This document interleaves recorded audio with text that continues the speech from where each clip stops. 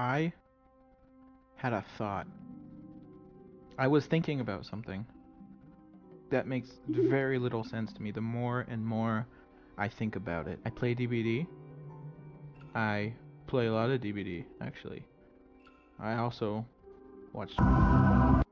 And something that I noticed in is that they made so many references. It is unbelievable. Stranger Things characters have worn a Michael Myers mask.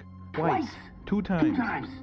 Two times. Are you following me? They've made Michael Myers references. They've made Freddy Krueger references. They have made so many references to different media and film. So my question is, when Steve Harrington walks into the fog and he sees Michael Myers just standing there, menacingly, what does he think? Does he think, oh, someone's in a costume of Michael Myers, the guy from the movie? Or does he think, oh my god, it's Michael Myers? He wouldn't think it was Michael Myers. Even if he started stabbing him, he probably wouldn't think it was Michael Myers. Because it's a movie character, right? What about Freddy Krueger? Whoa, that's a very convincing Freddy Krueger costume, man. It looks good. It's not even him. It is him, but to him, and Nancy, and Jonathan, it's probably a dude in a costume. But then they all fall asleep, so obviously he has some kind of dream demon powers. And they made several Freddy Krueger references. Isn't Robert Englund in Stranger Things Season 4? Does that mean that Robert Englund is just some dude? Does he look remarkably like the guy who plays Freddy Krueger? Theoretically, in that world, Robert Englund obviously exists because they mention Freddy Krueger. They make references to Freddy Krueger, and Robert Englund is in that same season. That doesn't make any sense to me, you know?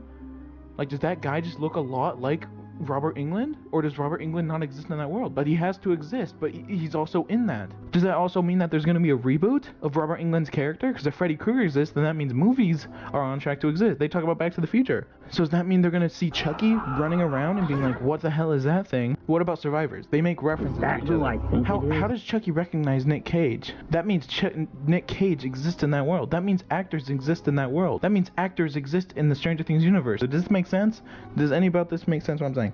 If Steve Harrington knows that Michael Myers and Freddy Krueger exist, and if we're on track in that world, Child's Play, like 10 years later, then that means Child's Play exists in the Stranger Things universe. That would also go to affirm that Nick Cage exists in the Stranger Things universe. And if Nick Cage exists in the Stranger Things universe, then Sadako exists in the Stranger Things universe. Because Nick Cage, that exists in the universe that Stranger Things exist in, that exists in the universe that horror movies exist in, that exists in the world that Chucky is gonna be made, and that movies exist. Jonathan Byers has an Evil Dead poster in his room. So does that mean Bruce Campbell exists in that world? But he's also in the game.